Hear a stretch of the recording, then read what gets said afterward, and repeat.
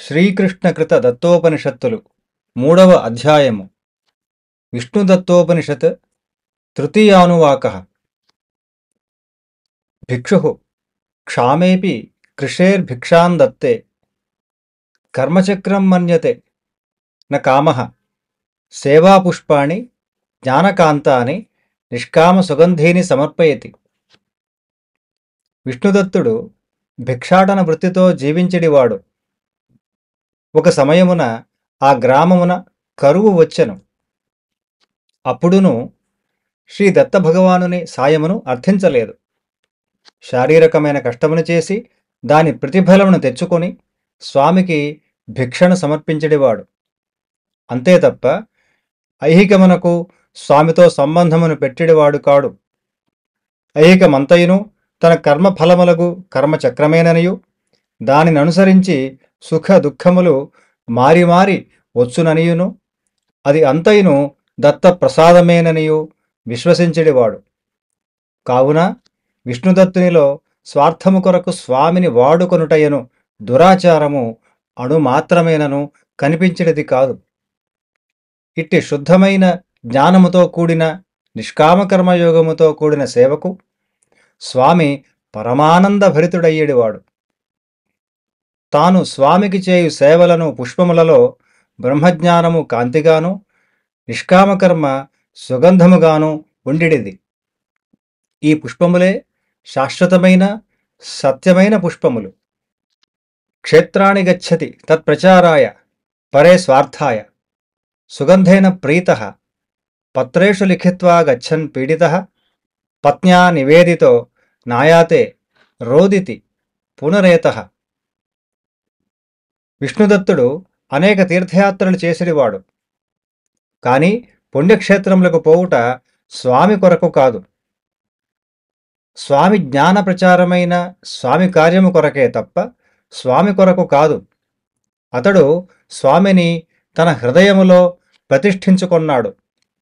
నిజముగా లోకులు కూడా స్వామి కొరకు పుణ్యక్షేత్రములకు పోవుట లేదు. తమ స్వకార్యములను నెరవేర్చుకొనుటకే పుణ్యక్షేత్రములకు పోవుచున్నారు. విష్ణుదత్తుడు స్వామి చెప్పిన వాక్యములను ప్రచారము చేయుటకు స్వామి కార్యమునకై పుణ్యక్షేత్రములకు పోవుచుండెడివాడు. ఇట్లు తీర్థయాత్రలు చేయు ఇతర జనుల కన్నను విష్ణుదత్తుడు విశిష్టుడై పరమ పవిత్రుడై స్వార్థమును దుర్గంధము లేనట్టి స్వామి సేవా సుగంధముతో స్వామికి పరమ ప్రీతిపాత్రుడయ్యను. స్వామి చెప్పిన వాక్యములను తాళపత్రములపై విష్ణుదత్తుడు వ్రాసి వ్రాసి చేతులు నొప్పి పుట్టెను. ఆ నొప్పులను పోగొట్టమని విష్ణుదత్తుని భార్య ఒకనాడు స్వామిని అర్థించెను. ప్రతి గురువారము వచ్చు స్వామి ఆ గురువారము రాలేదు. ఏలననగా తనను గురించిన ఆలోచనయే స్వార్థము. ఆ దుర్గంధము జరించిన చోట స్వామి నిలువజాలడు. స్వామి కార్యము స్వామి ధ్యానము తప్ప తన గురించి ఆలోచన రాకూడదు. అట్లు వచ్చినచో సుగంధములో మధ్య దుర్గంధము బయలుదేరుచున్నది. విష్ణుదత్తుడు తన భార్య చేసిన పనికి ఎంతయో దుఃఖించెను. ఆయనకు తన కాలు చేతుల నొప్పుల కన్నను ఆ దుఃఖమే ఎంతో బాధాకరమనిపించెను. శ్రీదత్తప్రభువు మరలా ప్రతి గురువారము యథాప్రకారముగా వచ్చుచుండెను.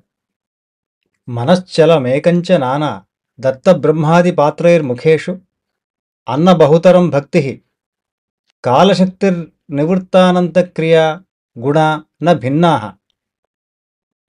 విష్ణుదత్తుడు సర్వదేవతలను ఆరాధించెడివాడు. సర్వదేవతలను స్వామి యొక్క విభిన్న వేషములేనని తెలిసి ఆయా దేవతా వేషములోనున్న వ్యక్తికి ఆరాధనములను కూడా చేసిడివాడు. ఏ దేవతా రూపులైనను ఎన్ని విధములగు ఆరాధనా మార్గములైనను మొత్తము భక్తి యొక్క ప్రమాణమే లెక్కకు వచ్చునని స్వామి విష్ణుదత్తునికి తెలిపెను. స్వామి ఇట్లు విష్ణుదత్తునకు చెప్పెను. మనస్సు చంచల స్వభావము గలది. ఏకత్వములో నుండలేక నానాత్వమునకు పోవును. నానాత్వములో భ్రమించి శ్రమించి మరలా ఏకత్వమునకు వచ్చును. కావున దత్తుని ఉపాసించిన మనస్సు కొంతకాలమునకు బ్రహ్మ, విష్ణు, శివ, శక్త్యాది నానా రూపములలోకి పోవును. వాటి యందు భ్రమించిన తరువాత శ్రమించి మరల ఏకత్వమైన దత్తునిలోనికి వచ్చును. ఇది దోషము కాదు, మనస్సుననుసరించిన మనోనుకూలమైన సాధన. నీవు ఎన్ని పాత్రలలో ఆహారము నుంచి నా యొక్క ఎన్ని ముఖములకు అందించినను ఆహారము పోవున్నది ఒక పొట్టలోనికే కదా. ఎన్ని దేవతారూపములను ఎన్ని రకముల మార్గములలో ఉపాసించినా చివరకు భక్తి దత్తునికే చేరును. ఆహార ప్రమాణమును పెంచుకొనవలను కాని ఉన్న ఆహారమును ఎన్ని పాత్రలలో నుంచి ఎన్ని ముఖములకు అందించితివి అని కాదు. అట్లే ప్రపంచము నుండి మరలించి నాకు అర్పించు శ్రద్ధను అనగా కాలశక్తుల ప్రమాణములను పెంచుము అని ఉపదేశించెను. ఈ సర్వదేవతలను దత్తప్రభువు యొక్క గుణములు లేక క్రియలే. వ్యక్తి నుండి క్రియను గాని గుణమును కాని వేరు చేయలేము. అట్లే దత్తప్రభువు నుండి ఏ దేవతను వేరు చేయలేము. ఉదాహరణకు శివదత్తుడు శ్రీదత్తుడు చేయు సంహార క్రియయే. ఆ సంహార స్వభావ గుణక్రోధమే శివుడు. సంహార క్రియను కాని క్రోధ గుణమును కాని వ్యక్తి నుండి వేరు చేయలేము.